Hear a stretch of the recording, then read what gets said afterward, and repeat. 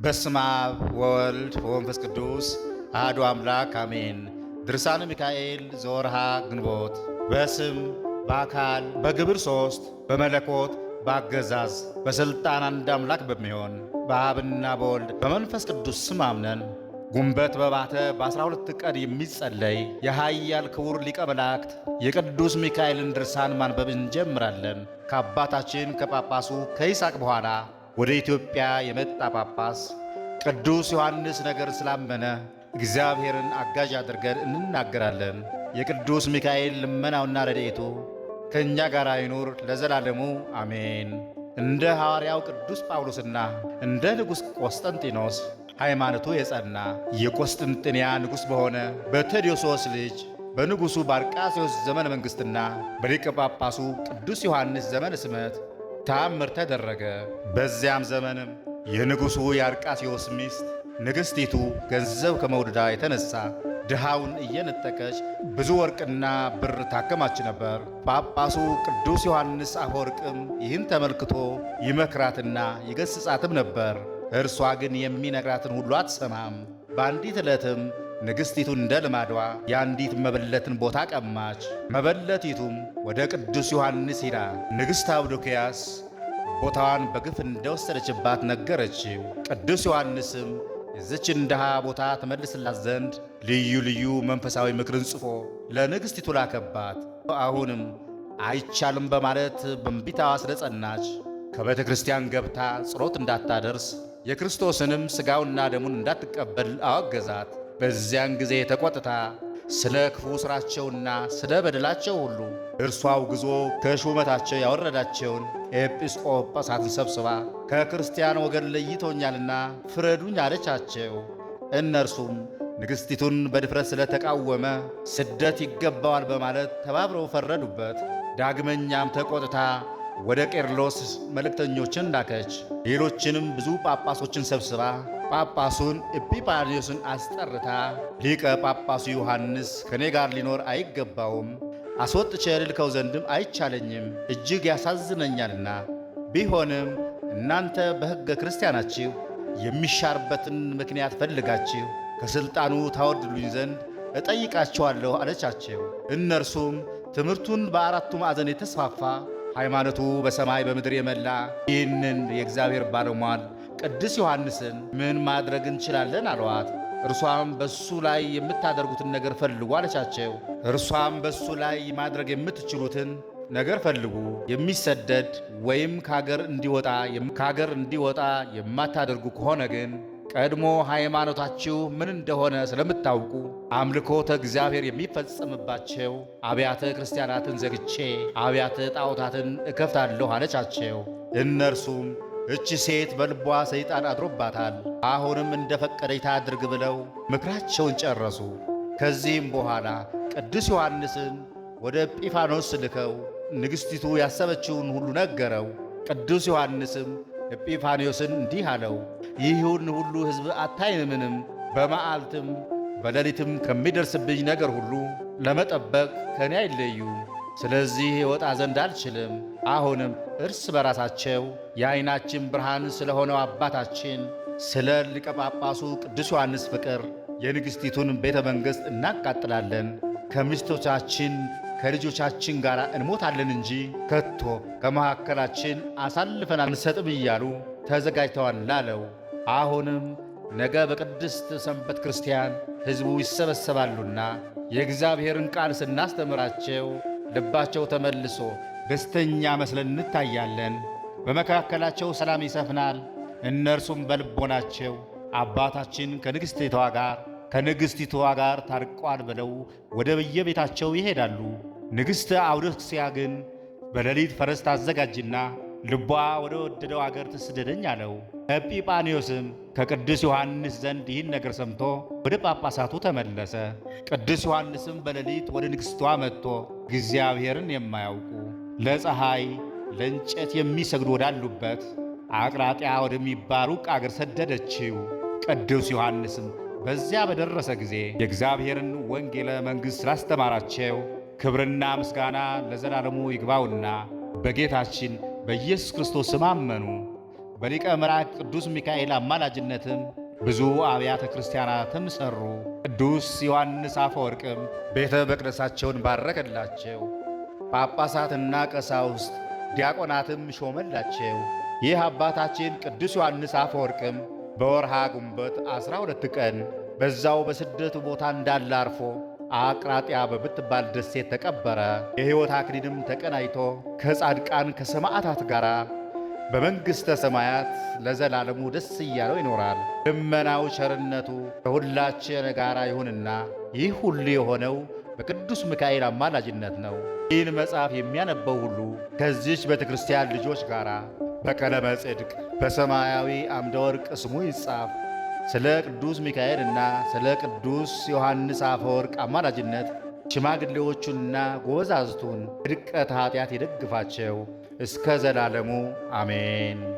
አማላጅነቱ ሕዝበ ክርስቲያኑን የሚጣሉት ሰራዊተ ሰይጣናትን በሐፀ እሳት ይንደፋቸውና ብርሃንን እንደ ልብስ የተቆናጸፈ ተፈጥሮውም በነበልባለ እሳት የሆነ የከበረ ሊቀ መላእክት ቅዱስ ሚካኤል ያደረገው ተአምር ይህ ነው። ሮሜ ከሚባል ሀገር ከሚኖሩ ታላላቅ ሰዎች መሃል በዚህ ዓለም ገንዘብ በጣም የከበረ ክርስቲያናዊ ሰው እንደነበረ ተነገረ። ሚስቱም መካን ስለነበረች ልጅ አልነበራቸውም። በዚህ ምክንያት ልጅ ለማግኘት ሁለቱም ባልና ሚስት ሁል ጊዜ በጾምና በጸሎት ወደ እግዚአብሔር ይለምኑ ነበር። ቅዱስ ሚካኤልንም ከፈጣሪያቸው እንዲያማልዳቸው ይማጸኑት ነበር። በዚህ ሁኔታ ሲኖሩ የቅዱስ ሚካኤል በዓሉ የሚከበርበት ኅዳር 12 ቀን ስለደረሰ ሂደው በዓሉን ለማክበር ለመንገድ የሚሆናቸው ስንቅና ማንኛውም ነገር ሁሉ ካዘጋጁ በኋላ ፍጹም ዋጋቸው የሚያገኙበት መሆኑን በማመን የቅዱስ ሚካኤል ዝክረ በዓሉን ለማድረግ በልቦናቸው ወሰኑ። ይሄ ሰውዬና ሚስቱ በጉዟቸው ላይ የሚያገለግሏቸው ወንድና ሴት ባሮቻቸው ታጅበው ጉዟቸውን ጀመሩ። በጉዞ ላይ ሳሉ የዛ ሰው ሚስት የቅዱስ ሚካኤል በዓልን ለማክበር የሚጓዙ ሌሎች ክርስቲያን ሰዎችን አየች። ከእነርሱም መካከል ብዙ ሴቶች ከልጆቻቸው ጋር ነበሩ። ከእነርሱም ልጆቻቸውን በጀርባቸው ያዘሉ ነበሩ። በደረታቸውም ታቅፈው ከጡታቸውን የሚገኝም ወተት የሚያጠቡም ነበሩ። ይህንን ባየች ጊዜ በታላቅ ቃላት አሰምታ ጮኸች።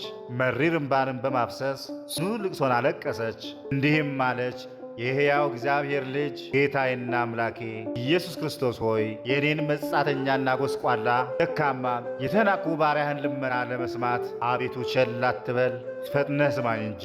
አቤቱ ከጥልቅ ልቦናዬ ወደ አንተ ስለምን ጆሮህን ዘንበል አድርገህ ስማኝ። ተስፋም አታስቆርጠኝ። ከማኅፀኔ የተገኘውን ፍሬ ባለኝ ዘመኔ ሁሉ ደስ ብሎኝ ይኖር ዘንድ የተባረከ ልጅ ስጠኝ። አንተም ሊቀ መላእክት ቅዱስ ሚካኤል ሆይ ጸሎትህ የተባረከ ዘር ይሰጠኝ ዘንድ ወደ እግዚአብሔር ለምንልኝ። ወንድም ይሁን ሴት እግዚአብሔር ልጅ ቢሰጠኝ ባለኝ ዘመን ሁሉ ለቤተ ክርስቲያንህ አገልጋይ ይሆን ዘንድ ለአንተ ብፅዓት ሰጥቻለሁ እያለች ብዙ ልመና ቀረበች። በመንገድ እንዲህ እያለች ከባሏ ጋር ወደ ሊቀ መላእክት ቅዱስ ሚካኤል ቤተ ክርስቲያንም በደረሱ ጊዜ በታቦቱ ፊት ቆመው በአንቃዶ ልቦና በሰቂለ ሕሊና አንድ ልብ ሆነው በመረረ ለቅሶ እግዚአብሔር ደግ ልጅ ይሰጣቸው ዘንድ ልመናን አቀረቡ። ሥርዓተ ቅዳሴውም ከተፈጸመ በኋላ እንደ ሕጉና እንደ ሥርዓቱ የክርስቶስ ሥጋውና ደሙም ተቀበሉ። ከዚህም በኋላ ቄሱ ቡራኬ ከሰጠ በኋላ ሕዝቡ ሁሉ ወደየቤታቸው ሄዱ። ያች ሴት ግን ከቤተ ክርስቲያኑ አምድ ወደ አንዱ ተጠግታ ተኛች። በዛችም ሌሊት በጽኑ ሐዘን ተውጣ አደረች። በዚህም ጊዜ ብርሃናዊ መልአክ በራእይ ተገልጾ እንግዲህ አትዘኝ፣ እግዚአብሔር ልመናሽን ሰምቶ ሐሳብሽን ፈጽሞልሻል፣ ልጅም ትወልድ ዘንድ ማኅፀንሽን ከፍቶልሻል። እነሆ ወንድ ልጅም ትወልጃለሽ፣ በወለድሽም ጊዜ ስሙን ተስፋ ሚካኤል ብለሽ ሰይሚው አላት። ከእንቅልፏ በነቃች ጊዜም ይህንን አይነት ቃል በመስማቷ ፈጽማ ተደሰተች። እግዚአብሔርንም እያመሰገነችው በፍጹም ደስታ ወደ ቤቷ ተመለሰች። እግዚአብሔርም በመልአኩ አንደበት የተነገረውን ቃል ኪዳን በተፈጸመ ጊዜ ጸነሰች።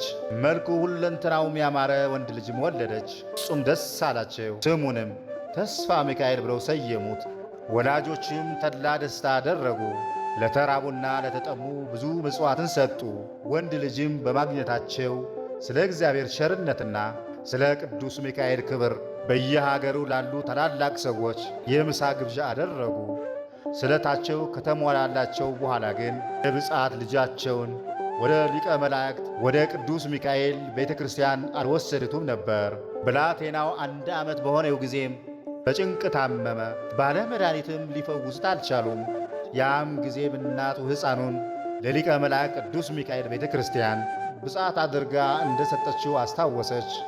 እንዲህም አለች፣ ልጄ በጽኑ ደዌ የተያዘበትን ምክንያት አወቅሁ። ስለቴን አክብሬ ልጄን ወደ ቤተ ክርስቲያን አለመውሰዴ ዘንድሮ ትልቅ ኃጢአት ሰርቻለሁና ከዚህም በኋላ ፈጥና ልጇን ይዛ ወደ ቅዱስ ሚካኤል ቤተ ክርስቲያን ገሰገሰች። ወደ ውስጥም ገብታ በጻሕሉ ያለውን ውሃ ረጨችው። በቀንዲሉም ያለውን ዘይትም እየቀባች ሊቀ መላእክት ቅዱስ ሚካኤል ሆይ ልጄን ከዚህ ጽኑ ደዌ ፈውሰው፣ ከዚህም ጽኑ በሽታ ብታድነው እንደ ብፅዓቴ እስከ ለተሞቱ ለቤተ ክርስቲያንህ አገልጋይ ይሆን ዘንድ እያለች ስትማጸን፣ በዚያን ጊዜ በቅጽበት ልጇ ዳነላት። ከደዌውም ከዳነ በኋላ ያ ብላቴና አድጎ የሊቀ መላእክት ቅዱስ ሚካኤል ቤተ ክርስቲያን ባለህ ዘመን ሁሉ በመልካም አገልግሎት በቅንነት ሲያገለግል ኖረ። ይህችም ሴት ቅዱስ ሚካኤል ያደረገው ተአምራትና ልጇንም እንዴት እንዳዳነላት ለሕዝቡ ሁሉ እየተናገረች በፍጹም ምስጋና እግዚአብሔርን እያመሰገነች በታላቅ ደስታ ወደ ቤቷ ተመለሰች። እንግዲህ እኛ የክርስቲያን ወገኖች ሁሉ ብላቴናውን እንዳዳነ ከነፍስና ሥጋ ደዌ ኃጢአት ያድነን፣ በቸርነቱ በጸጋው ከዚህ ዓለም ክፋት ያንጻን፣ ኃጢአት ለማሰራት የሚያደፋፍረውን ከእኛ ያርቅ። እግዚአብሔር ደስ ከሚያሰኙ ቅዱሳን ተለይተን እንዳንቀር የበደልን ቁልፍ ከላይታችን ቆርጦ ይጣልልን። አሜን። አንድ አምላክ በሆነ በአብና በወልድ በመንፈስ ቅዱስ ስም አምነን በወርሃ ግንቦት 12 ቀን ሊቀ መላእክት ቅዱስ ሚካኤል የመታሰቢያው በዓል እንደሆነ እናገራለን። በዚህች ዕለት ነቢዩ ዕንባቆም የበሰለ እህልን በአገልግል ተሸክሞ ለአጫጆች ምሳ ሊወስድ አስቦ ሳለ እግዚአብሔር ወደ እርሱ ቅዱስ ሚካኤልን ልኮታልና፣ ቅዱስ ሚካኤልም ነቢዩ ዕንባቆምን ምግቡን እንደያዘ በአንዲት ፀጉር ራሱ ይዞ ወደ ባቢሎን አገር አደረሰው። ነቢዩ ዳንኤልም ከዚህ ምግብ ተመገበ። ሊቀ መላእክት ቅዱስ ሚካኤልም ነቢዩ ዳንኤል ከተጣለበት ከአንበሳ ጉድጓድ ካወጣው በኋላ ነቢይ ዕንባቆምን የያዘው ምግብ ምንም ሳይጎድል መልሶ አጫጆች ወዳሉበት ወደ ይሁዳ አገር በቅጽበት አደረሰው። ስለዚህም የከበረ መልአክ የሊቀ መላእክት ቅዱስ ሚካኤል በዓል በየወሩ እናከብር ዘንድ ቤተ ክርስቲያናችን ሊቃውንት ታዘውናል። ጸሎትና በረከቱ ከሁላችን ጋር ለዘላለሙ ይኑር አሜን።